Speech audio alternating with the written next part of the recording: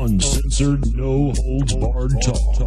24 hours a day, 7 days a week. This is Global Reality Radio Network.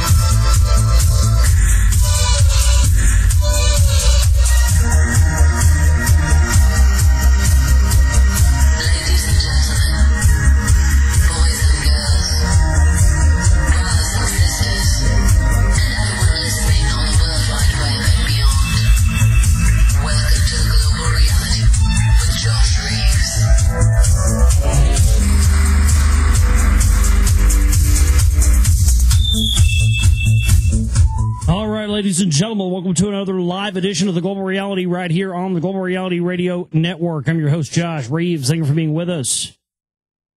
It's Monday, May 2nd, now going into Tuesday, May the 3rd. We're glad you could join us tonight. And yes, we have a lot of stuff to talk about here with you on the broadcast this evening.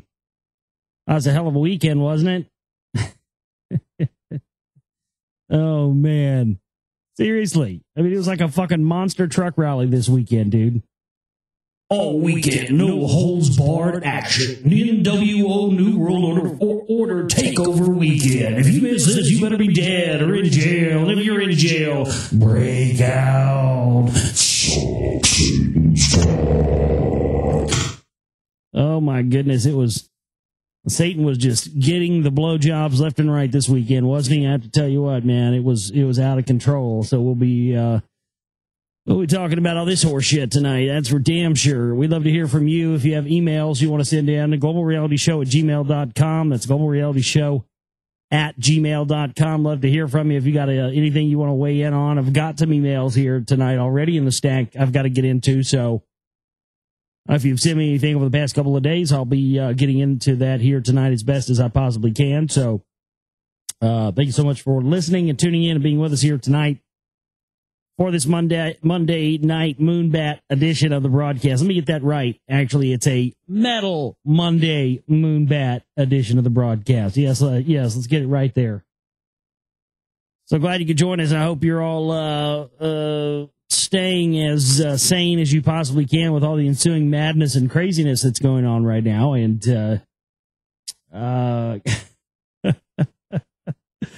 oh man, you gotta laugh at it. You gotta laugh at it. It's greatness. Oh, it's great. It's so much fun to sit back and watch these asshats work, isn't it? It's so much fun to sit back because they drop little clues, and well, it's just so sad that the little clues that they drop, number one, they're always there, and number two, they're always so obvious. Especially in the much larger operations, you know. When they're really pulling off something that is going to push the agenda a lot farther. Generally, it's funny, they tend to, I don't know, it seems like they tend to let things go for as long as they possibly can, and then when things get out of their control, at least in the eyes of the public, they have to launch some sort of operation. And I predicted this thing would happen. When was that? A year ago, 2 years ago? A lot of you guys out there that archive the shows and stuff, you might want to go back and pull some of those shows and put them up on YouTube or whatever from 2009, 2010, where I was talking about, I described exactly this situation. I said what they'll probably do. I even said they probably would do it when Bush was in office, and then went back later and said, well, they didn't do it when Bush was in office. They'll probably do it now before the next elections. And boy, was I ever right. I predicted it 100%. I said they would thaw out Osama's corpse right around the election time, and everybody would forget about everything that Barry, the crack smoking homo, has done since he's been in office. Because we caught Bin Laden under him. Isn't that great? We knew they were going to do this. And of course, on cue, Because remember, I was talking about, I don't remember what shows they are. Maybe some of our listeners can go back and find those shows. But to give you a reference point, I was talking about there's probably going to be a national catchphrase.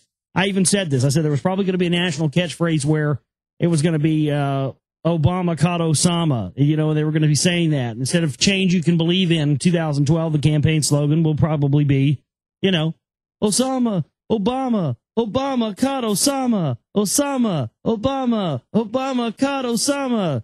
And I'd even at that time even tried to register the domain name, ObamaCaughtOsama.com, and it was already taken. You know, so I think it's pretty crystal clear they've been planning this for quite a long time. And remember, it was some of the same episodes too. I'd even what did I start calling him? I came up with a new nickname for him. I started calling him Osama bin Barry. And then somebody said Barry bin Biden. Either one of those apply here. Yeah. Biden was the Pakistani ISI's go-between prior to 9/11 that was involved in getting the money to General Mahmoud Ahmed. And I mean, he was the main guy that was funneling money to ensure that the operation for 9/11 went off without a hitch. You know, we've exposed a lot of stuff here with these right wingers, and we've exposed a lot of stuff that they've done with the Council for National Policy and the broader religious issues and propaganda and all this stuff and phony grassroots movements. We've exposed all that. We've exposed what they've done and their involvement in things like the Iran-Contra conflict. We've exposed that. We've exposed how they've been involved in these bloodlines and big players. But you know what? I got to say, even with all that, don't let these phony left-wingers fool you any more than you should let these phony right-wingers and the CMP and the Truth Movement stuff fool you either. Because you got to think about that. People always, tend to pay attention to these kind of things when there's a Republican in office. And they don't seem to be paying attention so much when the Democrats are in office. They sort of go back to sleep. And if you notice, just as I was saying there before, look at all the activity that was going on prior to the elections in 2000 under Clinton. They were setting the table under Clinton for the attacks of 9/11 for several years, a good period of time there in the 1990s. People seem to forget that. All that work, all the legwork and everything that led to the events of 9/11 were set up and done under the Clinton administration. Much in the same way that that I believe this Obama situation now that we're all talking about was set up under George Bush. I mean, if you look at it, the evidence is there to support both of those things. Because I've been talking about even before Bush left office, this might be that they might roll that out, the frozen Osama corpse. I can't even, these guys are the same to me. And again, as I said from day one, too, the name Barack Obama is a psychological operation in and of itself. Barack Hussein Obama. That name is a psychological operation. Now you see why. They've been planning this for a while. This is why I think they were going to launch this operation. I think they had planned on doing this while Bush was still in office. I think they were going to do this towards the end of the presidency to sort of put the icing on the cake. And at that time, it also was looking as if Hillary was going to be the front runner. She was, she'd been going to the Bilderberg group meetings. Everybody on the inside was saying Hillary Clinton was going to be the candidate. And then the next thing you know, they flip the script and they bring out, Barack Obama, who nobody was really even familiar with, nobody even in the research community, because he had been so low profile and really not on the radar at all. So I think at that point, that's when they switched it around and decided and said, no, you know what? This is going to serve us better if we wait and do this at a later date once they had everything secured with Barry Soetoro over there. But, it really does point in that direction that especially when you look at the correlation between the 93 World Trade Center bombings and then Oklahoma City, Ruby Ridge, Waco, the sort of rise of the new right patriot type movement. That was the decade in which, the beginning of that decade in the 1990s, was when Larry Pratt from Gun Owners of America had written in his book, Armed People Victorious, that we needed Contra-style death squads, Contra-style militias. He specifically used the verbiage militia. and used that word and said, here we go. Here's let's start a militia that's based around the Contras, and that's what we'll use as America's peacekeeping force. Then all that decade you had all those events. Well, Clinton was in office during these events, and this is when you've had this rise. And so now that this happened under Barack Obama, it's a very fitting thing. And I think that again, all the things that led up to this are just amazing. I mean, look at what we've seen. Let's not even talk about that yet. We'll get to that in a minute. But look at all the things we've been talking about over the past few weeks and months and a year on here on this show, and a couple of years. Those of you who, and there's a lot of you now, which is great. There used to be just a couple of people who had been listening and stayed listening all through the years and stuff, but there's a lot more now. There's a lot of you guys now that have that, a lot more people that have been listening now for, 2-3 years. And, you guys know, if you listen to my show or even Lee Rogers' show and stuff, or when I'm on there, we've talked about how there's just a continual ramp up, everything's led up to that this year. I mean, last year was huge for the agenda. This year, it's been a nonstop ramp up, and we're only in fucking May. And yesterday was a hugely, hugely symbolic piece of work for the fulfillment of the grand master plan of the elite. It's really, it really was very significant. They left, of course, all the usual breadcrumbs, all the usual clues to let us know that, look, and not they do that not to just let us know either. You understand? In fact, they don't do it for our benefit at all, obviously. But no, the reason that they leave these little clues and breadcrumbs is it's a signal. When it comes to an event such as the capture of bin Laden, those little clues that we're going to discuss here, that's the signal to any living person that's in the Brotherhood that this is the work of the Brotherhood. So they know that that's their work. They've done it consistently throughout history. Every major operation. So, having this declaration of the death of Osama bin Laden happening on May 1st, the birthday of Anna Weishaupt's Illuminati, we interestingly enough, we had just talked about, and just happened to, wasn't it interesting that we happened to get right to that part last Thursday night when we were reading from William Bramley's The Gods of Eden, which we will be doing some more tonight as well. Wasn't it interesting that right when we got to the part about Weishaupt, the Illuminati, that he started being the furthering of the degrees of Freemasonry, adding an illuminated degrees to Freemasonry was what was founded in 1776. That's what was founded, not the actual Illuminati, which dates back farther than that, all the way back to Spain, the Los Alumbrados Society. But the formation of the additional degrees, the quote-unquote illuminated degrees, the Illuminati degrees of Freemasonry, was initiated in 1776 by Anna Weishaupt. And we had discussed that in William Bramley. And then, of course, yesterday being the anniversary of that, in the first thing I'm thinking of is, wow, what a day to do this on. The birthday of the Illuminati, that's a hugely significant thing right there. That alone would be enough for me to be convinced that this was one of the little coded things to the Brotherhood that they send out to the Brotherhood to say, hey, look, this is us. This was our work. You're a part of this. These are the big things that we do, especially when the younger guys see it. Say that whoever the new. This happened on May 1st. So there are some college students at Yale right now who are probably the new up-and-comers who are at Yale and Harvard and all the Ivy League schools right now as we speak, who are freshmen who are, going to be the next Skull and Bones members. They may not even know it yet. But their family has a lineage of this, and some of these, guys, they see this.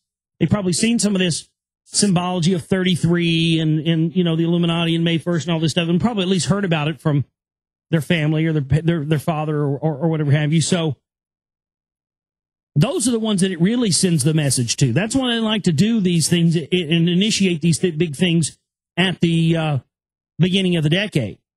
Of course, 9/11 being the big kickoff of the decade in 2001. I think at this point, everybody's going to unanimously declare this Osama thing the biggest news story of the year. But my God, we're only in May here. And let's not forget about the oil spill and the earthquakes and the tornadoes in the South and all this other stuff where people are in the continuation of the war effort. Let's not forget about that. There are still people dying. It's it's crazy. But we had just been talking about these illuminated degrees, and then lo and behold, they had rolled this out. So again, even that by itself would be enough for me to go, okay, well. And then just the fact that it's the deal sealer, and they pulled this off 133 days. They declare him dead 133 days from the anniversary of 9/11. Again, another piece of info there that is, I don't care how brainwashed you are and how skeptical you are about guys like me and the stuff that we talk about and on and on and on. But look, that's the flip side of this. As I mentioned, this is what they use to send signals to their brotherhood, the people within the brotherhood. But it also is meant to send a chill factor to people who are brainwashed by the fear merchants like Alex Jones and others. Because when they start to see this information is real, and it is indeed real, but yet they're peppered with fear by the people that are delivering them the information, this can be too much for people who have fragile psyches. And as I've talked about here before, there are certain people who have fragile psyches just from the get-go. Just from the get-go, they have fragile psyches. If you add a little bit of drugs or a little bit of alcohol or anything like that, it is fucking napalm on a fucking fire, dude. It's just boom. You're going to set them off. You're going to make them worse. Also, mind-blowing information and information that is, very huge and big and pertinent to the world and everything that goes on around us and every fabric of our lives. You add that into the wrong person sometimes who already has a fragile psyche, and it's too much for them, man. They can't handle it. And I think that's really what they're capitalizing on when they pepper that stuff with fear. Instead of just delivering somebody information, when they see these codes, like 133 days from the anniversary of 9/11, on May Day, the birthday of the Bavarian Illuminati. Also, and I was sitting there last night, I was going, wasn't there something related to Hitler that happened on May 1st too? And I was like, let me go look this up to confirm this first. And I went and looked it up, and I remembered that, and I didn't. And at that point, it wasn't anywhere on the news or anywhere on any social networking sites or anything. I dropped it in the chat room and said, "Hey, I just remembered this," and man, it spread like wildfire after that. I was single-handedly responsible for, bringing that piece of info out within like 5 minutes of the story breaking, because I remembered there's something to do with Hitler on May 1st too. I remembered that, and it was the same thing. He didn't die on May 1st, but they declared him dead on May 1st. So yet another thing there, and another signal, another symbol. Hitler was backed and financed by the bankers to commit the atrocities that he did to further the agenda. And Osama bin Laden, or the idea of him, more than the man himself. All this stuff is smoke and mirrors. There's no reason that anybody should believe that, because there are people that believe that there are still, I call them reverse conspiracy theorists. They're the most ridiculous bunch of folks I've ever come across, and all the faggotry I've seen in my life on the internet, and that's a lot of it. Let me tell you, especially being in chat rooms and stuff around networks, a lot of faggotry goes around. But Man, oh man, oh man, oh man, oh man. It's just it's just unbelievable. But anyway, where was I going with this? What was I forget what I was about to say next. I forgot. Yeah, I got hung up on the faggotry and forgot where I was going with it. But anybody remember? What was I just talking about? Somebody in the chat room there.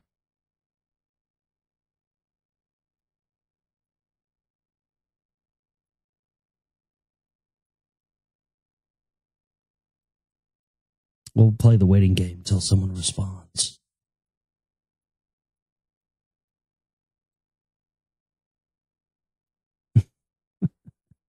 Nobody remembers?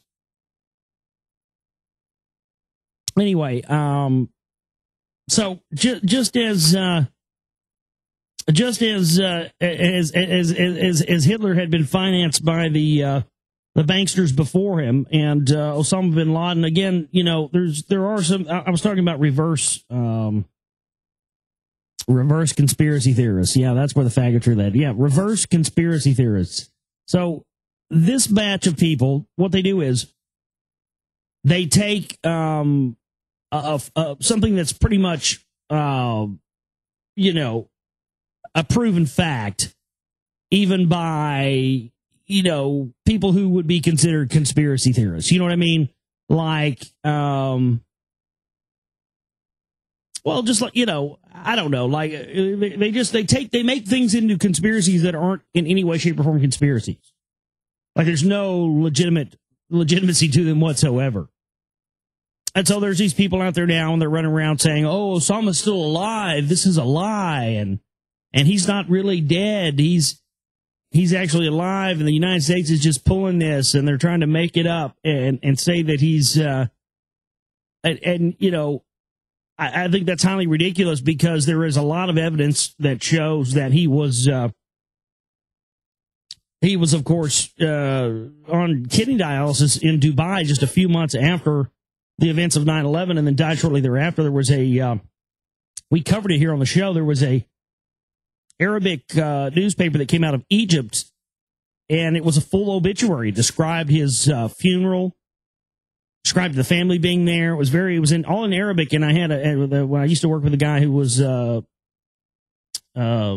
from Lebanon, and he had his mother look at this article and translate it, and she said, "Oh yeah, as it says right here, you know, Osama bin Laden, blah blah blah blah," and it talked about describing it and talked about it being, you know, him being the wanted terrorist, and that he had died and he was buried in Egypt. And so it made me wonder, you know, is that why one of the reasons why they stirred up all this stuff in Egypt?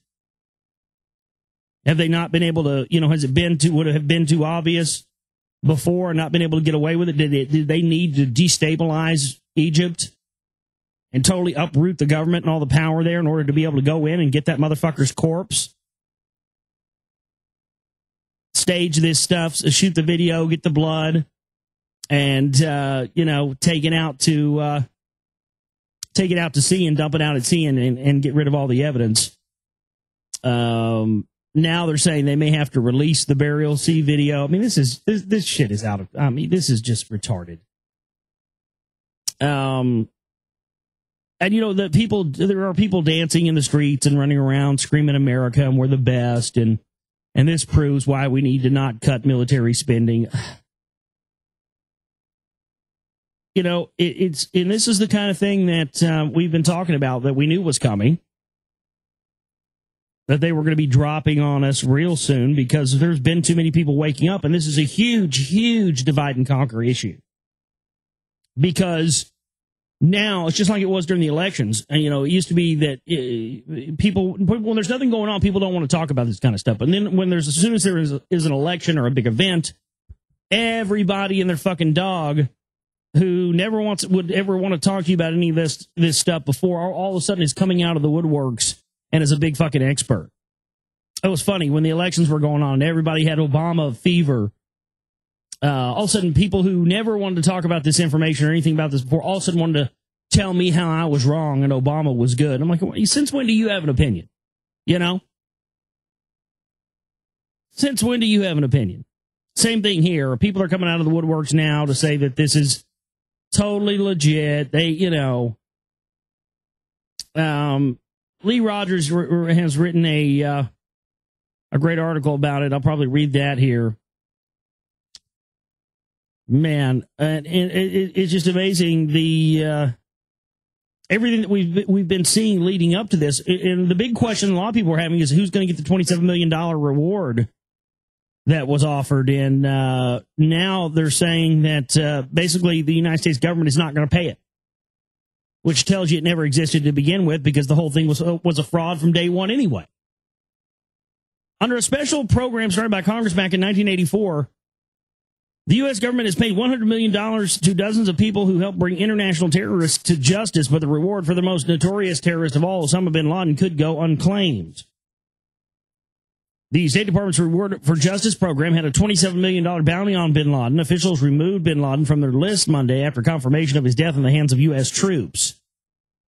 At a news briefing, Secretary of State Hillary Clinton was circumspect about the case. Quote, given the importance of confidentiality to the Rewards for Justice program, I cannot comment at all on whether anyone has been nominated for reward in this case or any other case, she told reporters. The money has paid dividends in other cases, though. The prospect of cash payments motivated an informant to go back to the U.S. Embassy in Pakistan and turn in Ramizi Youssef. Back in 1995, he helped plan the first World Trade Center bombing, along with the FBI, who gave him the bombs and cooked up all the shit. I mean, give me a break. The cops admitted it. The program also helped the U.S. military find Saddam Hussein's sons. An unidentified source shared their location after a 4-hour firefight. Both of them died. But U.S. authorities have offered some reason to doubt whether the bin Laden reward will ever leave the bank. That's because investigators say they pieced together bin Laden's whereabouts from many different bits of information. Oh, it's always a loophole, right? Yeah. Well, again, that $27 million is as phony as bin Laden is. It was never there. It was never going to materialize. And there was never going to be a situation where they were ever going to have to pay up because he was one of their operatives anyway. They could have said, we'll give you a fucking, mansion on the moon and ship, frozen yogurt in a tube to you for the rest of your life. And you can shit and piss and do all you want up there and drink and whatever. They might as well just promise them the whole world. You're going to get to be king shit of fuck mountain. How about that? Here you go. All right. I'm going to go find bin Laden. It wouldn't have mattered. Nobody was going to find this guy. You can't find a man that's already dead. Unbelievable. The idiocy that runs around. And then people who actually are thinking for themselves and actually have done the research instead of worrying about, who the fuck the baseball team's playing this week or who's playing, That's what pisses me off about this is most of these cocksuckers know more about sports scores, and then something like this happens and they run their mouth, and then they try to come at you because, you're trying to put out information and tell people, to not pay attention to the propaganda that their TV is trying to bombard them with. It's just unbelievable to me. U.S. authorities have offered some reason to doubt whether the bin Laden reward will ever leave the bank.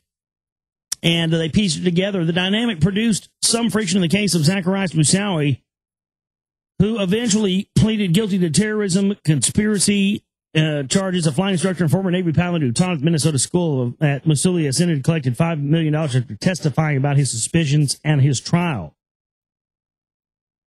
There's another reason why the bin Laden reward money may not easily leave federal banks. Investigating agencies within the Pentagon or the FBI or CIA have to nominate tipsters.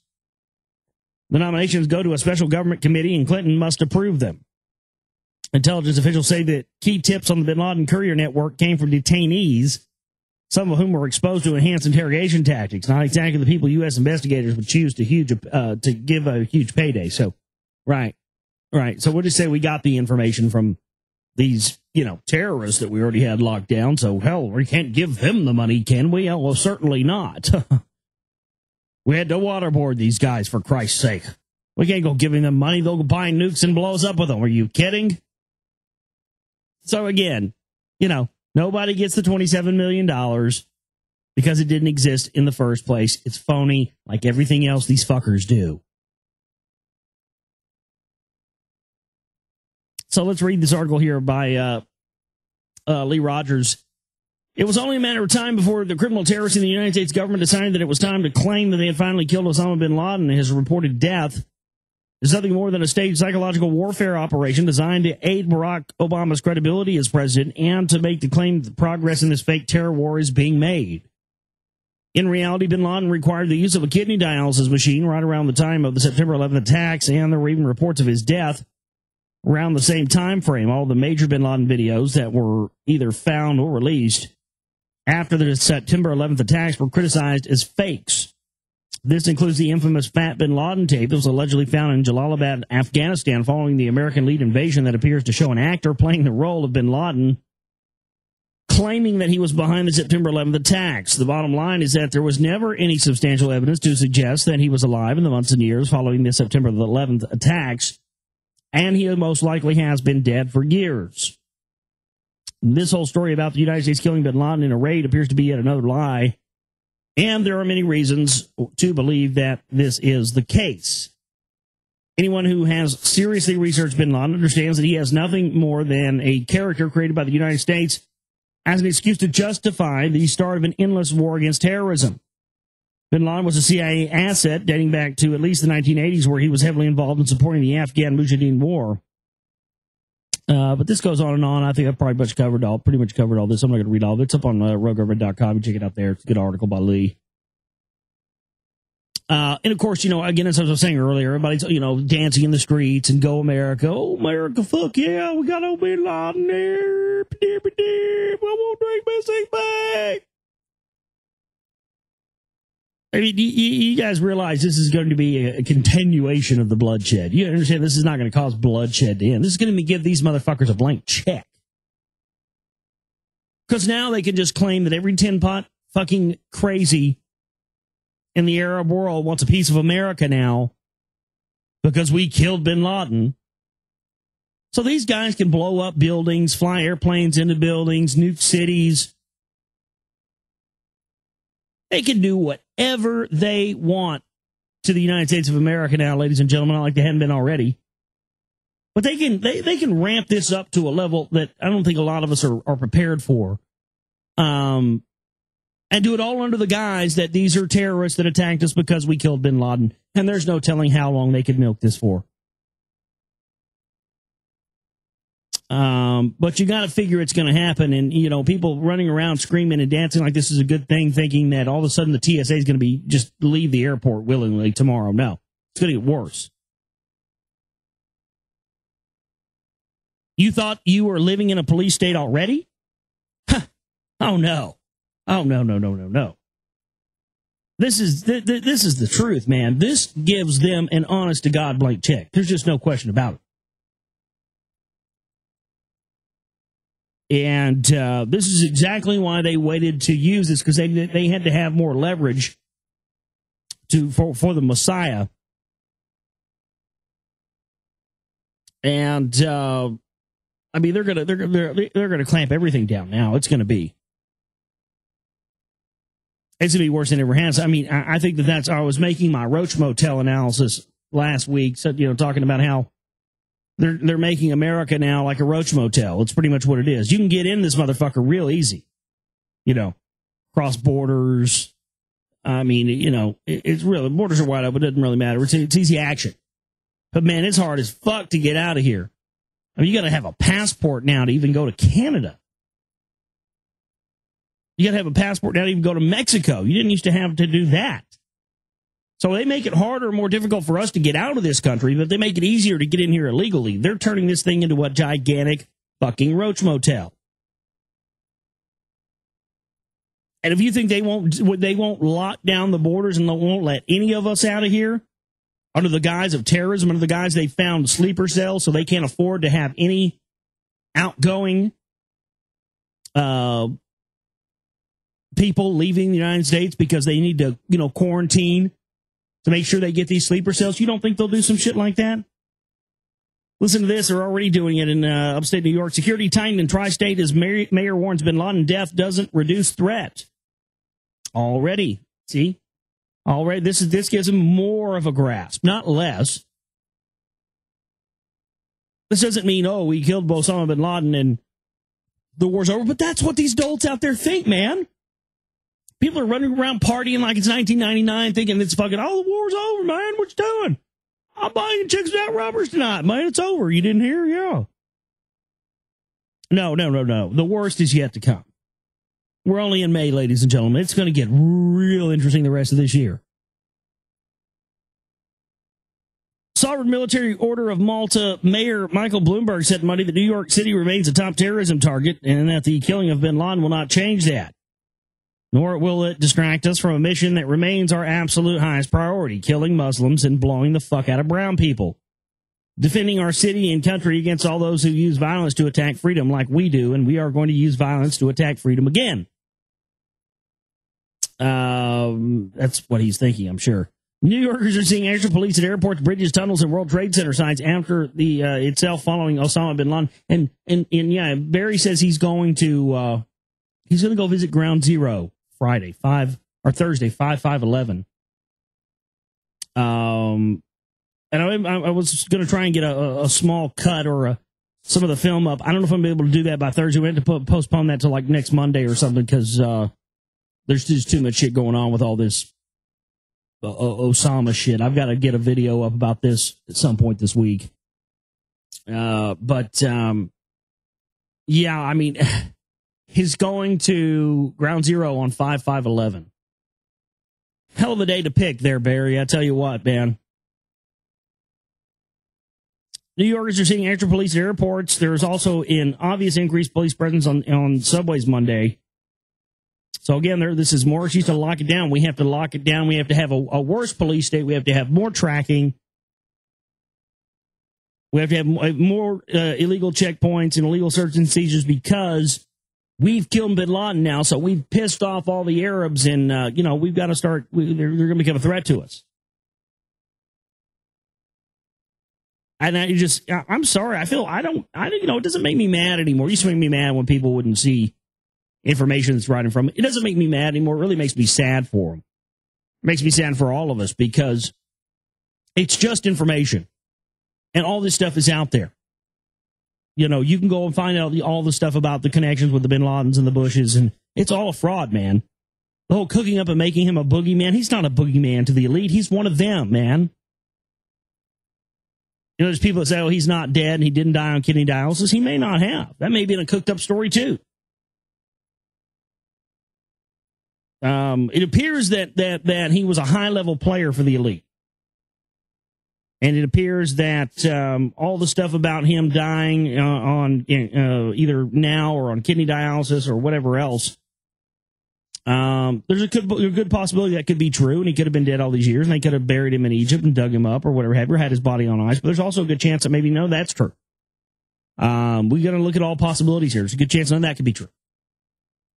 There is a good chance that this guy could have been an operative from day one and a high-level operative, and his job was to be, the boogeyman. And now he'll get his Paul McCartney plastic surgery job and go in hiding and live on an island somewhere for the rest of his life, and nobody will ever be the wiser. Definitely is a possibility. But I mean, Friday we had the royal wedding. The same day we had the royal wedding, we had the Pope is dug up.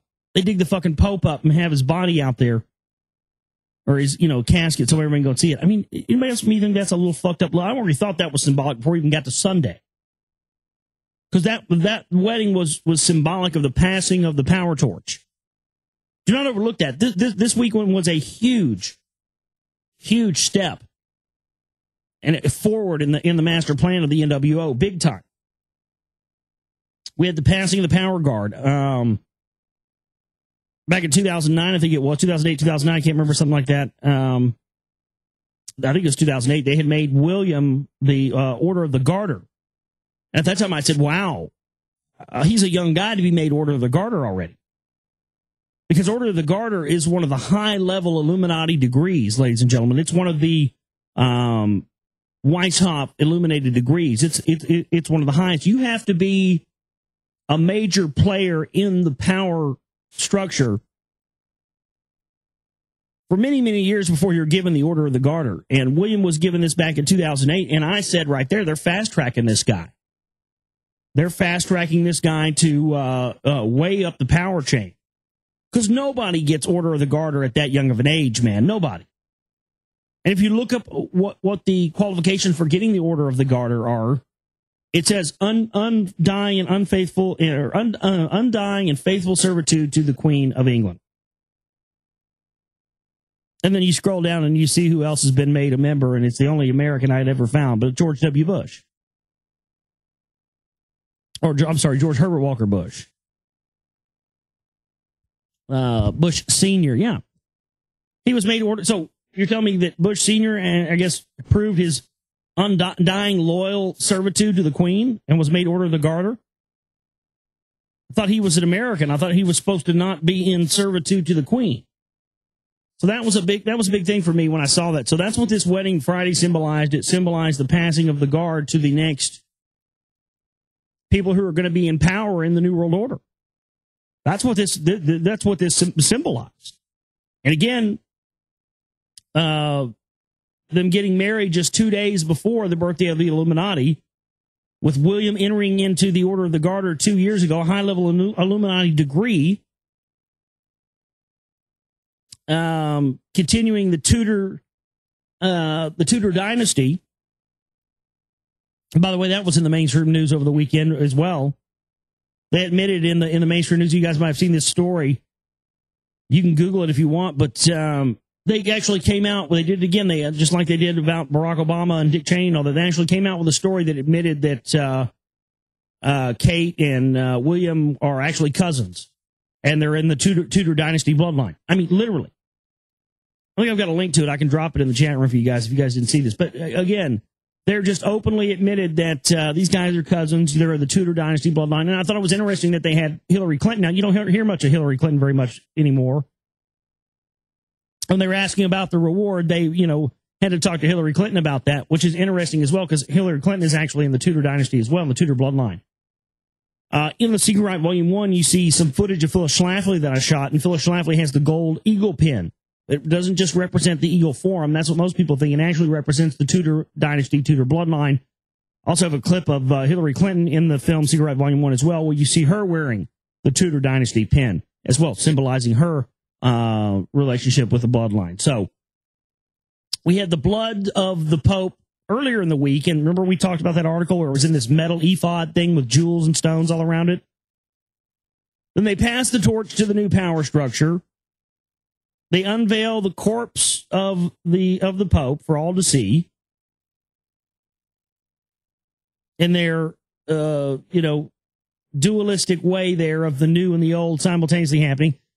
Saturday, he's beatified, and then Sunday, they roll out the corpse of Tim Osmond on the birthday of the Bavarian Illuminati, 133 days before the 10-year anniversary of September 11th, on the same day that Hitler was declared dead. I would say these boys had a hell of a weekend. I would say the agenda just got pushed up and ramped up a whole other level. And that's exactly what this is. And again, the symbology is there, the little hints, the little clues, the breadcrumbs they drop for you, they're all there. And again, there's two effects they want. Either the chill effect, that's what they really want. They want you to listen to Alex Jones and these truthers and find out about all this stuff. And then when you find out about it and they launch an operation and you see the breadcrumbs and you see the 33rd and you see all this stuff, well, then you go, oh my God, it's real, it's real. And then you freak out and you're scared and you panic and you're afraid to do anything. That's what these fearmongers are trying to get you to be. They don't want you to be empowered by this information. You should be empowered by this. This should be a kick in the balls. If you've been sitting on the fence, you've been sitting on the sidelines, and you were thinking about starting a radio show, or you were thinking about going out and handing out some flyers, or talking to your neighbors about this stuff, or telling them about my show, or you were thinking about, making your own movie or doing whatever, or you were thinking about donating to my network and maybe you didn't, or donating to me and what I do. This should be a kick in your ass to do something. This should be a huge wake-up call for any of you out there, and we get a lot of new listeners all the time, that may be listening and may have been on the fence, or maybe, sort of not ever seen anything that verifies for them that all the stuff that we talk about on a regular basis, day in and day out, week in and week out, month in and month out, year in and year out here on the radio, is indeed real and is indeed being furthered every single day. We've seen the ramp up every day. That's one of the greatest things about doing this show, is that I have a constant memory of everything that we cover every single day, because every day I'm looking at this stuff. So now over the course of doing radio for 4 years, I can just see it like it's a perfect line straight up, and I just see a straight up line from 2007 until now, just a complete increase and ramp up from then till now. And it's going to continue. This is we're here. We're all witnessing right now, all around us, the final plays and the final moves that these people are going to attempt to make to bring about global government, to bring about global supremacy, and to bring about indeed the new world, the new order of the secular age. People have speculated about Prince William being the Antichrist and stuff. And it was funny, I saw a post from William Henry on his Facebook, and I guess somebody had on his Facebook had made some reference to William being the Antichrist or something. I'm not saying I believe that either, but I'm also not going to trash somebody for saying that he is, because how do I know? How do you know? Fuck, it could be. I could be, for all we know. Who knows? Fuck, I don't know. But what I'm saying is I'm not going to chastise somebody for saying Prince William's the Antichrist. Hell, man, he might be. I don't know. But I saw a post on William Henry's Facebook, and man, he was mega butthurt about somebody on his friends list saying that William was the Antichrist. He's like, researchers who say that Prince William is the Antichrist ought to be ashamed of themselves. Well, I don't know. I mean William Henry's, I think he's a nice guy, and we had him on the show, and I'd love to have him on again, and does some good work. But I don't know, man. That sort of, I have a problem, just like I have a problem with people who berate no-planers and call no-planers, people who believe the no-plane 9/11 theory, feds, all this stuff. I'm sure some of those guys who put out some of that stuff are feds. I mean, there's feds of all kinds around. But, just because I don't choose to believe it, or just because I'm not into that stuff, doesn't mean I don't support their right to be.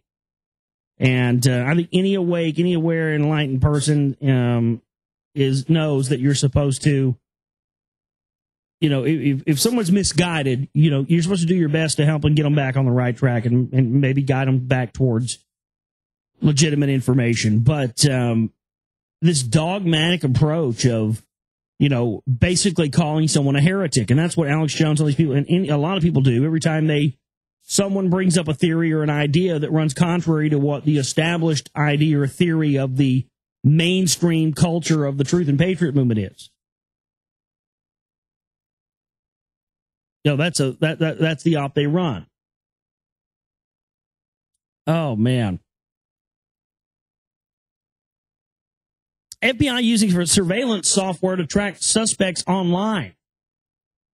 Documents recently obtained through a Freedom of Information Act request reveal detained information about the FBI's electronic surveillance capabilities. I've known I've been going on forever, because I've gotten these motherfuckers off my computer before. I've found NSA tracking cookies and all kinds of shit on my computer before. They've been doing this forever, and people always said I was a fucking conspiracy theorist, of course. Now, as I've always said, yesterday's conspiracy theory is today's admitted fact, and here we go yet again. The Electronic Frontier Foundation filed the Freedom of Information Act request in 2007 after it was reported that the agency was using secret spyware. The document showed that the software, called the Computer and Internet Protocol Address Verifier, was used by the FBI since at least 2001. The software allows the FBI to collect a variety of information from a computer every time it connects to the Internet, including the IP address, media access control MAC address, open communication ports, lists of the programs running, URLs visited, and more. It is unclear how the FBI installs the software on a computer, but it's suspected that the spyware exploits a vulnerability in the user's browser, like another common internet virus. Well, my God, they build this shit into Windows. Give me a fucking break. They've been admitting that for 10 years. I think it's everything, every OS Microsoft has made going back to Windows 2000 has been made in conjunction with the NSA. They build the back doors into the program. So you don't even have to put spyware. I mean, that's kind of a red herring if you ask me in and of itself. To make you believe that, that they even have to put spyware on your computer to look at your shit. Give me a break. Dude, I didn't fall off the goddamn turnip truck yesterday. It's a known fact, guys, that, and a lot of you out there know, that they build the back doors into Windows. That's why it uses such a bloated code. These guys are, they're doing cloud computing and all this shit now. It's all a part of that. So I think this story's kind of a red herring in and of itself that, they're dropping tracking cookies. No, man. The tracking cookies may be able to help them more quickly and easily get into your computer if they notice you doing something online. They just send you a link and get you to click on it, and you don't know where it's directing your computer to, who it's going to. But, trying to get us to believe that that they need cookies to do this with. No, give me a break. You guys hear that they said that they had Obama watch the bin Laden raid in real time? They had a camera in there, and they had it all set up, ready to go. Most of the time I don't know. Most of the time the camera's not running in time to be able to catch something like that happening, but unbelievable. Everybody's forgetting about Japan now. I guess we can just go back to sleep about Japan, right? We're not in a threat from any radiation or the nuclear power plant, right? We can go back to sleep on that. The oil spill, we don't have to worry about that. High gas prices. No, Black Jesus has delivered on his prophecy, so now we're good to go, right? Hey, Black Jesus, yay! Suck Satan's cock. RFK assassin claims woman in polka dot dress controlled his mind. In a new court filing, the man who assassinated Robert F. Kennedy in 1968 said he was controlled by a mystery woman at the time of the killing. In the papers, which were reviewed by the Associated Press, Sirhan said that he was led to the Ambassador Hotel with a gun by an unidentified woman in a polka dot dress. Last month, Sirhan's lawyer tried to convince a parole board that his client was a brainwashed hitman when he gunned down Senator Robert F. Kennedy at the Ambassador Hotel in Los Angeles in 1968. The board refused to release Sirhan. It's weird. I interviewed, again, 2008, I guess it was. I was on Oracle at the time. I did an interview with Anthony J. Hilder.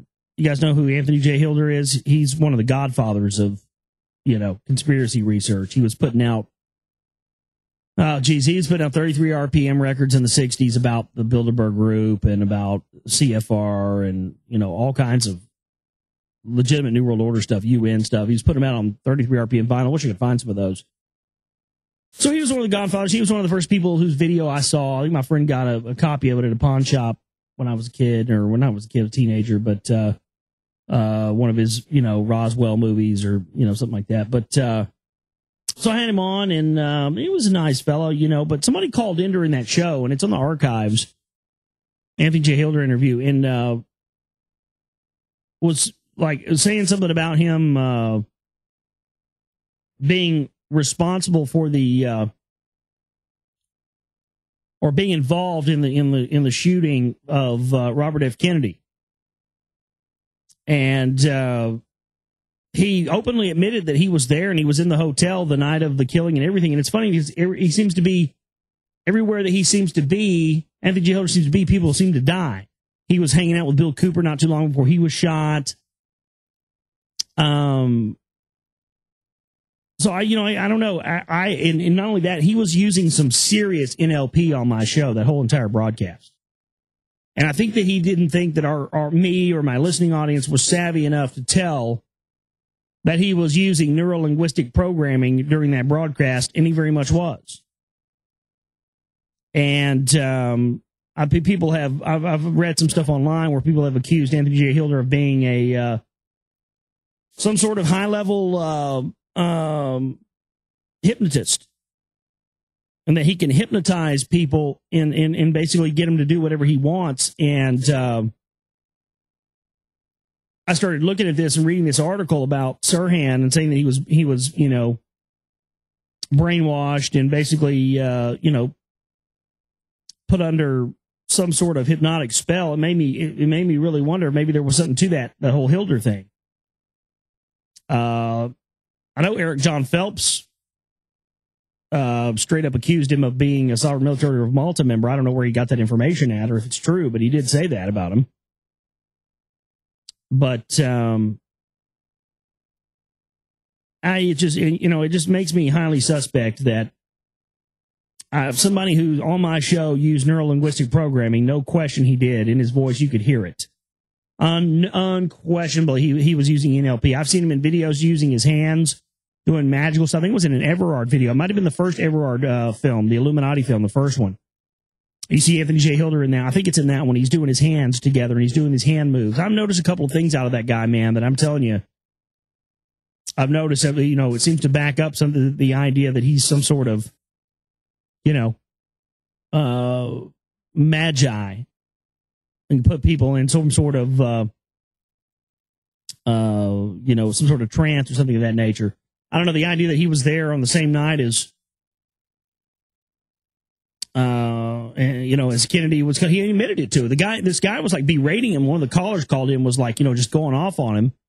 And he was like, no, I want people to call in disagreement. He was like, oh yeah, straight up. I was there. No question. Yeah. Man, my voice is going out. I've been talking I figured out what makes my voice go out now, you guys, doing these long stretches of talking. If I'm good for about 30, 40 minutes, and then if I take a break and get a drink and stuff, have a smoke, I'm good. But I'm going over a straight hour now, 57 minutes. Well, I need to take a break, get in a breather, and we'll come back and we'll see if we have any more news to finish up with. I got some emails I need to get into tonight, and then we'll also read from William Bradley tonight if we have time. So let's take a break, come back, and get into more news and more information for you here tonight. All right, back here with you on the Global Reality, right here on the Global Reality Radio Network. I'm your host, Josh Reeves. Thank you for be staying up late with us tonight, flapping those moonbatty wings. And we're going to continue to give us more news and emails here tonight. If we have time, we'll continue to read some here from William Bramley. We'll just see how the rest of the time goes with the rest of the news we have and emails. So I want to get into the emails, and I want to get into a few more news stories tonight, and but also at the same time don't want to keep you guys up too late. So we'll see here. We'll see how much time we have, because I have a feeling that by Wednesday we're going to be tired of talking about whether or not they, the whole Bin Laden thing. Probably by tomorrow I'll be tired of talking about it, but it doesn't take me long to get sick of their news cycles. If you haven't noticed, but no, I still cover the stuff that's important, but it certainly this operation, talking about it in the length we did tonight. I hope you'll share this with your friends, share this with other people. A lot of the information we talked about here today, spread it around, because there's just a lot of people out there. Really, to me, this event more than anything showed me how quickly we can all be divided and be against each other and be at each other's throats over conflicting information. Alex Jones hijacked that term InfoWar, information warfare. It's a smaller version of the term information warfare that came out of the Army War College back in the 1990s. That's their terminology, information warfare. They talked about how that would be the new frontier in the 21st century for warfare. And that's really what was launched upon us yesterday. It was a big time, as Lee talked about in his article, psychological warfare campaign, but also, a big moment of information warfare where they, I saw it today. I saw it all over the place last night and today. I saw all sides of it. I saw people, cheering for the troops and cheering for America and cheering for Obama. and getting flamed and getting completely, owned by people who know, all the information of the phony bin Laden stuff. And, that's sad to see in and of itself, because it shouldn't be that somebody who, is actually paying attention has to be put in a situation where they're having to, flame and ridicule and belittle their fellow man because they're little informed. But that's what they want. You see, that's what they want us to do. And then on the other side of that, I saw all sides of this. The other side I saw people posting, for instance, my sister had posted something about, she just said, hey, don't believe all the bullshit that comes out of TV. And, there was people saying, well, if Barack Obama gets on television and tells me that they captured Obama, then they captured Osama bin Biden. If Obama gets on TV and tells me they captured Osama, then by golly, I have to believe him. And then that ensues, more flame wars, and all this other stuff. It's sad because it is a big divide and conquer thing. And I think that this is the timing of this. We talked about last week when I was on with Lee, the timing of Ron Paul announcing he's running for president. And see, now this gives the political climate a lot more, because now it's going to be, blah, blah, blah, blah, blah. Ron Paul, he associates with all these conspiracy theorists, blah, blah, blah, blah, blah, blah, blah. You see, now they're going to have all this divide and conquer stuff and, the conspiracy theorists, blah, blah, blah, blah. All by design, all pre-planned out. And it's just, it's crazy to look at. But we do have a few more news stories here. Got some emails as well I got to get into. And last week, we barely met our goal for the month, but we did get there and meet our goal for last month. So thank you so much to our superhero donator who came through and at the last minute and got us all the rest of the way there. So please support our work and what we're doing now. Man, I was working on tracks with my brother for Jake Reeves, working on his record tonight, trying to work on the film, playing music in the band, starting to get the business, of doing music stuff with my friend. And man, oh man, lots of stuff going on. But anyway, we need your support, folks. It was kind of, down to the wire there, but Chipman Banner's there for the bills for the month. We also have the donate button there. If the donate button doesn't work, you can log into your PayPal account and use the direct send money option to an email address. You can do that at my PayPal email address is dayglow76@yahoo.com. It's DAYGLOW76@yahoo.com. If you had any Chipman Banner issues or anything, some people were having issues with donate button and stuff like that. So, but please support our work. It was our fundraising week last week, and we had to pay the bills, and so that leaves us with not much cash to operate on. And the rest of the funds that we have are secured for the film and all that stuff. So we need to get some more cash in here just so we can survive and keep us uncensored, commercial free, and continue to document this stuff, because now we're moving into a new phase, and very important phase of this whole operation. I tell you what, I'm glad. Now that this happened when I came out with Secret Volume 1, it just it came out later than I wanted to, but at the same time I should have took longer and could have made it better. And again, things just keep coming out, as I'm just about done and I'm getting close to being done, and then boom, more info's coming out, and it's just it really helps when we get support in from you guys, and I love you guys so much for helping us out and help us take care of everything here every month and keep going with the films and supporting us with the films. You guys are the best, and thank you so much for doing that, because it makes the job, the physical act of doing research and having your ass planted in a chair when you'd rather be outside enjoying the day and living somewhat more of a normal life. It does help it a little bit easier when we get support into the network. So thanks to everybody out there.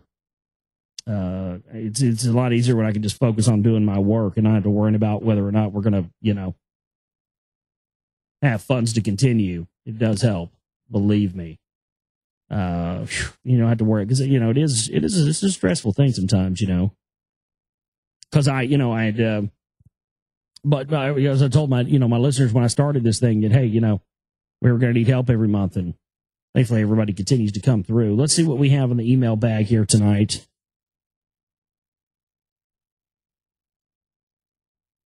Let's see.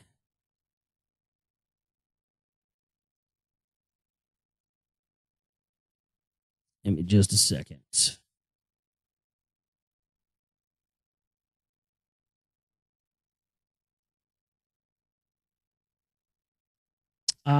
Says, hi, Josh. I really dig your work and your contribution in a big way. The podcast Peace Revolution has posted an episode wherein an audio portion of the book called Entertaining Ourselves to Death at the 2350 mark about there is an excellent explanation of why the custodians forbid the making of graven images of them. And then explains how the medium that information is delivered by embeds a knowledge or a message as to its comprehension. Basically, McEwen's the medium is the message maxim, but clearly defined and made relevant. This is the most important info to me, and I thought perhaps you would appreciate being made privy to it also. Thanks for the great shows and the great voice out there. Stay Moonbatty, and thanks so much. So what you're saying is that, and there are some of these images of them. That's why they were these bird-like figures with the wings and stuff. But yeah, that the reason that they essentially what I've looked at is that the custodians knew at a very at the time of the creation of man that eventually mankind could progress technologically, had the potential to progress technologically and intellectually as well, and have a great understanding of science and nature and biology and all these things. And the reason that they didn't allow quote unquote graven images made of them was because if we had any images of what these people and what they actually looked like, we may be able to actually figure out who's in charge, and all this other information, technological stuff. I think that's the explanation as to why they wanted a lot of the antiquities confiscated from the Iraq National Museum, on and on and on. But I haven't had a chance to listen to that podcast. I will listen to that and give you my take on it here on the show. So thanks for sending me that there, listener. I appreciate that. Let's see here. What else do we got? John has a question. John says, Dear Josh, first off, I'd like to thank you for your show. Been involved with my own research for about 5 years and caught your show by chance one evening about 2 years ago. And it's absolutely fantastic. Well, thank you. I appreciate that. It's awesome. I do try my best. Well, anyways, I was listening the other day to you and Lee, and y'all mentioned something about Alan Moore being a member of the OTO. I've looked into them a bit, especially since I've heard you mention them a few times. Well, my question was if you happen to know any way to get a membership list for the said order, and also if you have any past shows you have done in which you talk about them extensively since no one else does. I don't mind if you take a good amount of time answering me, but I would eventually like an answer, if you get around to it. Alan Moore, you just probably a lot of this stuff can be found by just doing several Google searches. I think you type Alan Moore OTO or Alan Moore Golden Dawn, you'll find some stuff. There's a video I posted on YouTube, on my YouTube channel, Dayglow76 Global Reality Channel, where all my movies and everything posted. It's called Queen Elizabeth's Magician, John D., and it's from the History Channel. And Alan Morris featured extensively in that, and you get a good impression that he is a student of the Illuminated fraternities when you listen to him talk about John D. and that information. Of course, he did The Watchmen and V for Vendetta, but he's a well-known OTO member, the Ordo Templi Orientis, the Order of the Oriental Templars.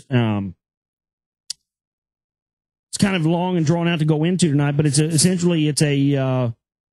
magical order that has been using all sorts of different type of magic with a K, and conjuring of spells and spiritual entities and messing around different dimensions of reality, all kinds of stuff. It goes back, its roots go back to Solomon's Temple, and even further back than that, back to the original Kabbalistic teachings that came down from the custodian masters.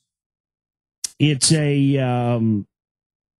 essentially a secretive order that high-level magicians are allowed to enter. But you can also, there's lots of musicians in the OTO involved in that. Jeff Lynne and Ozzy Osbourne, tons of people involved in the OTO. You can look, even more than that. You can look it up and look into all that stuff. Membership lists, I don't know. It's very easy to become a member. I mean, in fact, I think you can go on their website and pay them $800 and become a member or something like that. I probably talked about the OTO quite a bit through all the past shows. So you can probably go through all my shows from 2008 or 2009 and maybe some of 2010 where I talk about it.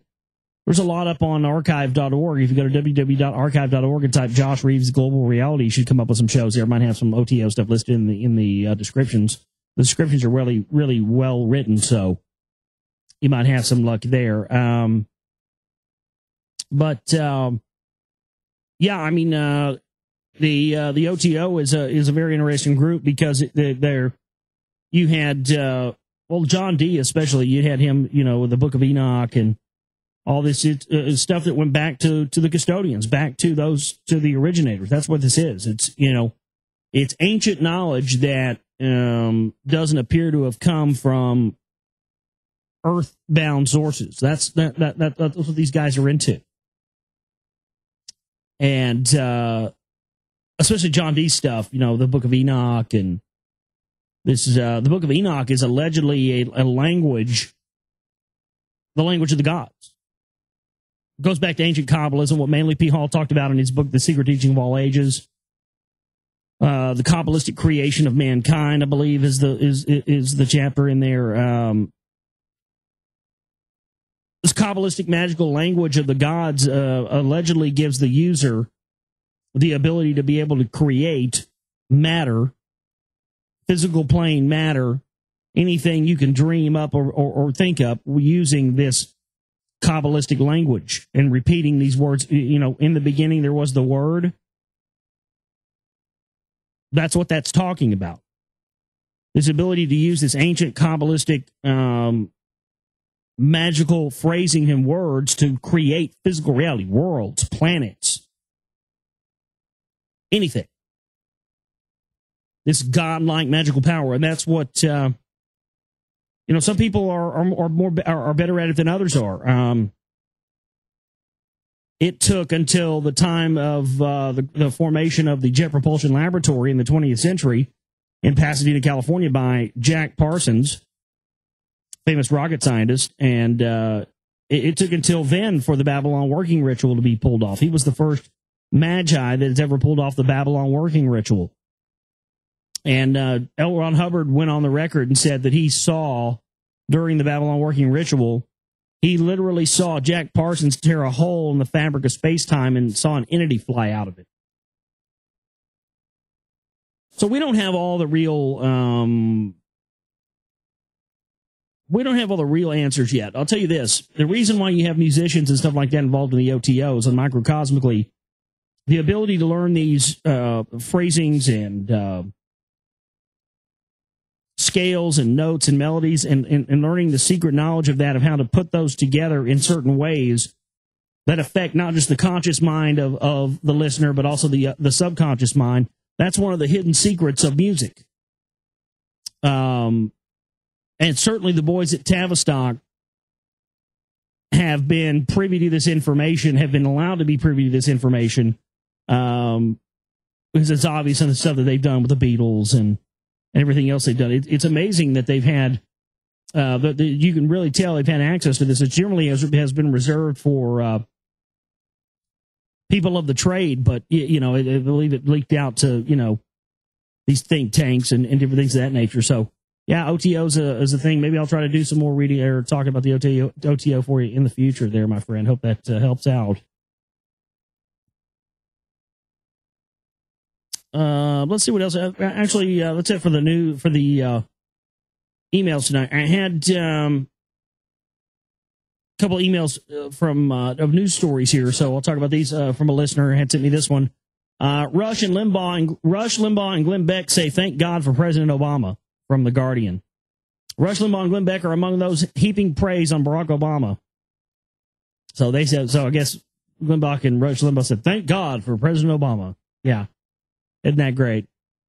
Go back to sleep, America. Your government is in control, in the words of Bill Hicks. Sog Satan's cock.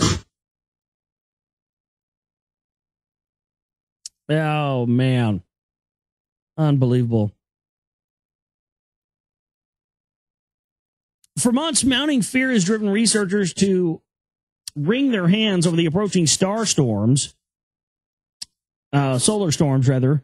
This is still a star storm, right? Some have predicted devastating solar tsunamis that could wipe away our advanced technology. Others voiced dire warnings that violent explosions on the surface of the sun could reach out to Earth and breach our magnetic field and expose billions to highly intense X-rays and other deadly forms of cancer-causing radiation.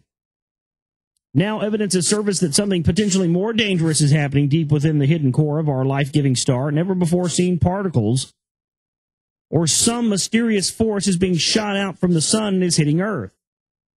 Well, this is exactly what they talk about in that film, The Cygnus Mystery, happening with Cygnus. The Earth was bombarded with these neutrinos, and it caused a rapid evolution in the physical bodies of humans.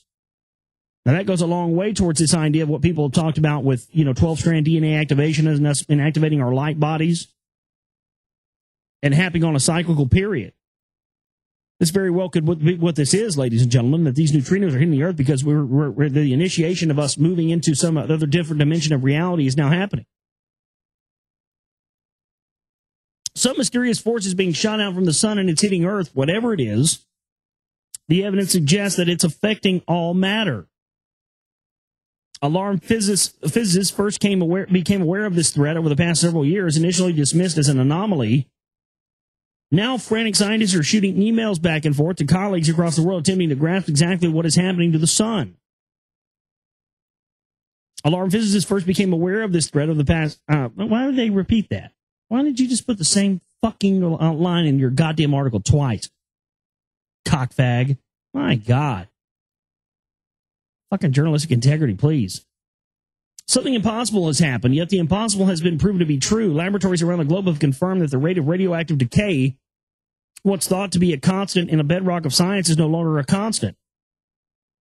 Something being emitted from the sun is interacting with matter in strange and unknown ways, with the startling potential to dramatically change the nature of the very Earth itself. This is it, folks. This is what I've been telling you. This is what they've been trying to keep from happening with chemtrails and HAARP and all this other stuff. They're trying to keep these neutrinos from bombarding us by telling us that global warming and all this stuff and, we're all going to die, so that we don't change into a new form of life that no longer gives these bastards a power control structure. That's what the fluoride does. Fluoride calcifies your pineal gland. That's what MSG and aspartame, all these excitotoxins do. They keep your 12-strand DNA from activating. They know about these cyclical changes, and they're doing everything they can to keep us from having the effects of it so they can stay in control of this three-dimensional, five-sense reality.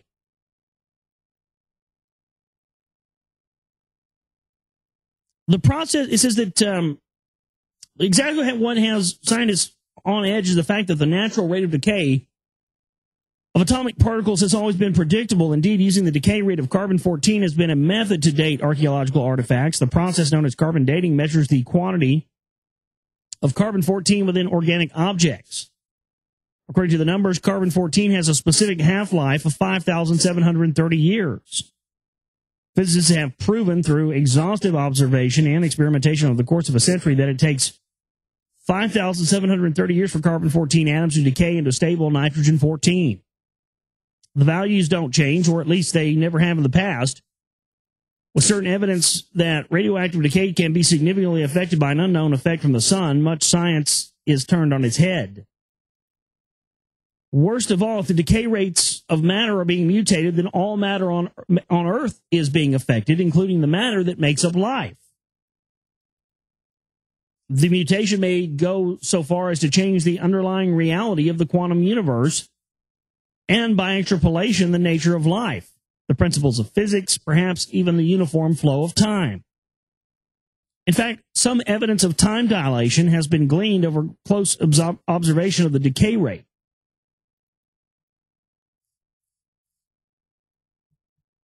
If particles interacting with the matter are not the cause, and matter is being affected by a new force of nature, then time itself may be speeding up and there's no way to stop it. Absolutely, time itself is speeding up. We've all felt that. Haven't we over the past decade? Yes. Absolutely, time is speeding up. It's unbelievable. I notice it more and more every day. Listen to this. And pay attention to the numbers here. It won't be hard for you to pay attention to these numbers I'm about to throw out. Researchers have correlated the anomalies in the decay rate to a 33-day period. That time frame matches the 33-day rotation of the solar core. So the solar core rotates on a 33-day cycle.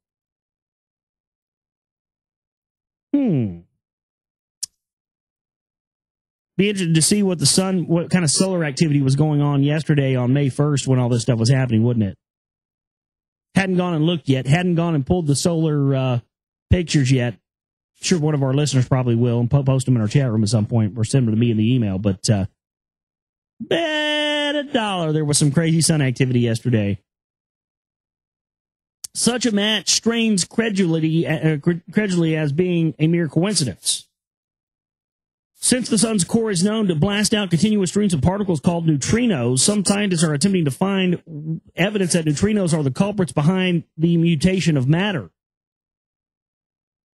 There's a problem with this hypothesis, however, as neutrinos are like ghost particles. They are extremely difficult to detect.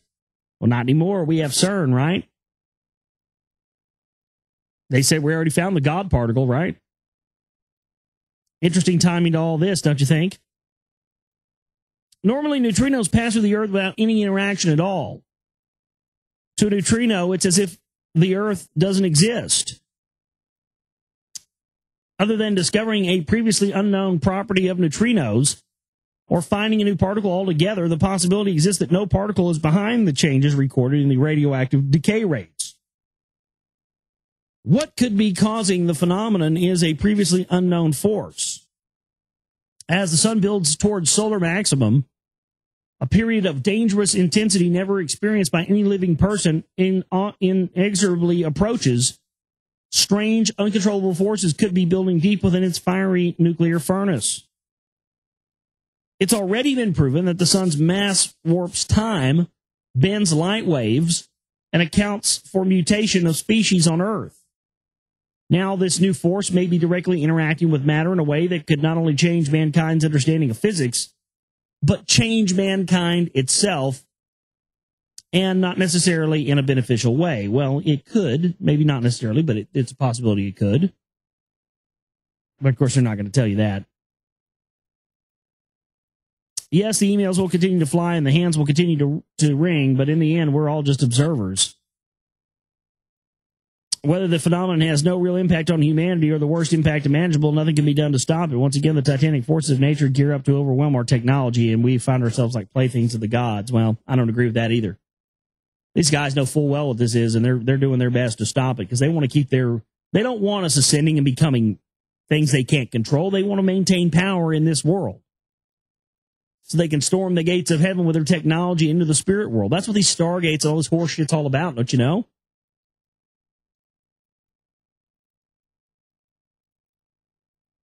And if that's not enough, listen to this. You heard that. This is from the Daily Galaxy, April 28th, which was, of course, Thursday. So Friday, on the same day as the royal wedding and the dead corpse of the Pope, NASA search for parallel universes in dark matter to launch tomorrow. So this launched on Friday. A futuristic experiment sounding like something out of a sci-fi novel that will hunt for antimatter galaxies and signs of dark matter was nearly canceled but is finally poised to voyage into orbit aboard the next to last space shuttle mission. The $2 billion alpha magnetic spectrometer, a more than 15,000-pound device searching for cosmic rays and high-energy particles from outer space, will ride up to the International Space Station on the Shuttle Endeavour this Friday, April 29th. So they're definitely looking for something. They're definitely very interested in these particles. And I don't think they would be if they were harmless or a threat to their power structure. They wouldn't put that kind of money in that, not in this economy, no. Surely not. Well, let's end this show on a funny note here, shall we? Dude looks like a lady. Men with feminine faces more likely to be a hit with women. I thought it said feminine voices. So if you look like a bitch, women are going to like you more. That's fucked up. And then this is, the theory of that is funny to me because it says, men with feminine faces are more likely to be a hit with women. And then this is the first picture you see at the top of the article is this. Goddamn monkey man. Look at that. Steven Tyler. My God. That's too fucking funny. So if you look like a bitch, women are going to like you more. Well, sorry, ladies, but I have one thing to say for you lesbians out there. I like to lick it just as much as you do. Yeah. Yeah. Anyway. God damn. Oh, man. I had to throw something out there that was funny. That's just too fucking funny. It's crazy, man. We're living in insane, wild, balls out times, and I'm honored to be here with you and to be a part of documenting this craziness and being a part of hopefully trying to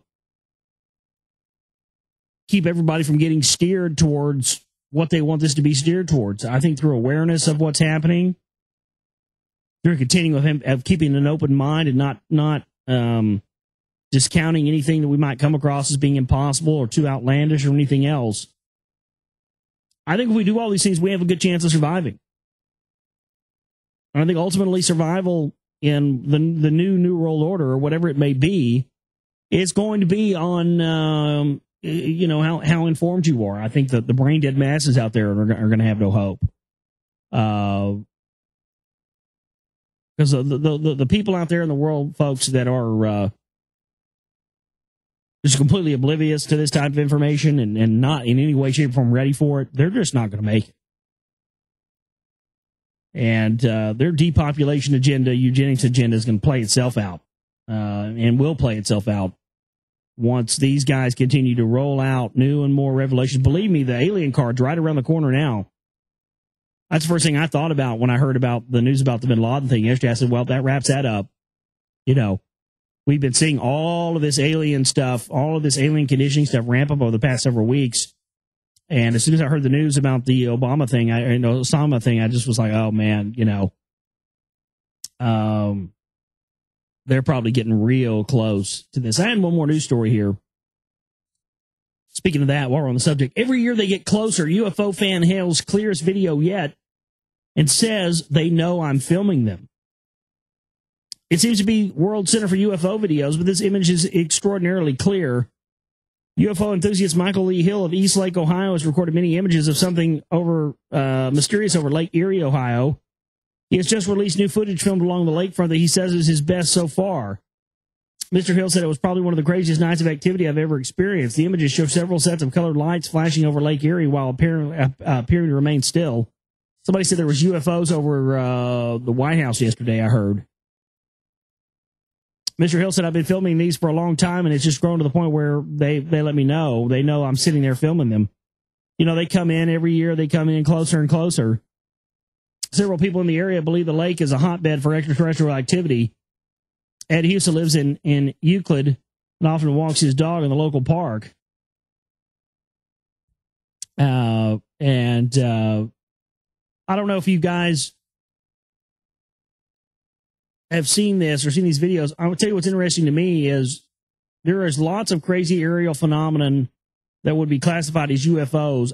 When I've seen the most of that in my life, not at night, on some dark road or something in some X-Files scenario. I've seen the most unidentified flying objects ever during the daytime looking at chemtrails. And I'll post this article here from the Daily Mail. Every year they get closer. UFO fan hails the clearest video yet. Scroll down to the bottom of that article and look at there's a picture there in the middle below the long hair guy. There's a picture there, and then there's a video below it. In both the still picture and the video around these UFOs, you see chemtrails like mad. And this is another classic example where disinformation and no information. See, the people who are not informed about chemtrails, not informed about this aerial spraying campaign and the high-level technology they're using to do this, just see these in the sky and don't put two and two together. There's a connection to these lines in the sky and these unidentified whatever they are. And I say there's a direct connection. I've seen more unidentified things in the sky looking at chemtrails than I ever have looking at anything. And again, these pictures and these videos here, chemtrails everywhere. So I think that's the real big thing that where people not being informed about chemtrails is dangerous, because then it sets this thing when people don't see the know that the chemtrails are there. They have no reference point for what these. They just think they're little green men and UFOs. Those aren't little green men up there. So that's cognitive dissonance. I don't doubt that there probably are some things that have been caught on video and seen by people that do fall under the guise of, extraterrestrial crap. But this is something else. And that lack of knowledge of chemtrails causes a lack of knowledge and a reference point for what these things are seeing is. Exactly, Guyman. Those people don't even know and even see that layer to all this. That's right. I mean, there's chemtrails all back there, but I've seen this happen. It's not the first article I've seen of this. A lot of these other weird anomalous things, they always seem to be chemtrails around in the videos and the pictures and everything else. So because people aren't informed of chemtrails, they're making false assumptions based on these, on what they're seeing, and it's based on bad information. And so, we're not getting the whole picture. And they're just using this, it's UFOs, when actually it's, technology that relates to the chemtrail phenomenon. And again, that's why they started creating this chemtrail phenomenon so long ago, is because they've been building up for this moment now, when I believe when the Earth is bombarded with all the solar activity and anything that's a threat. You understand, anything that's a threat to these people, no matter how outlandish it can be, you can bet your bottom dollar somebody in some alphabet agency has already crunched the numbers on mitigation technology to stop it. These people will stop at nothing and let nothing come in their way. That's why they care about having. Do you really think they want to shoot down asteroids and all this horse shit to keep us safe? No, they don't give a fuck about us. You know that. Only thing they care about is keeping their system safe. And for now, them keeping their system safe is keeping us safe too. And, it's important to have a perspective on this stuff and understand that, the things we have a problem with, are also sometimes the things that are keeping us alive. But then the flip side of that is, well, what if we're not supposed to be alive? What if this is mitigating some farther evolution of the species, some farther evolution of us becoming, as the ancients have talked about, light beings, and ascending beyond 3 dimensions up to 4, 5, 6, 7, 8, 9, 10, 11, 12 dimensions of reality, and different realities that happen all above in different dimensions above the earth. And I can tell you that's what I lean more towards more and more, is that because it's there in the ancient text, it's there in the ancient knowledge, and I think that's what the end of the known world is. These neutrinos on this stuff bombarding the earth, talking about rapid changes. It's happened on this planet before. It's going to happen again. And I believe that they're trying to stop this evolution of the species, this us becoming maybe a higher version of ourselves, maybe something that, could no longer be controlled by these people. But if they know about it, you bet your bottom dollar, if it's not something they can control and keep power with, they're not going to let us know about it. So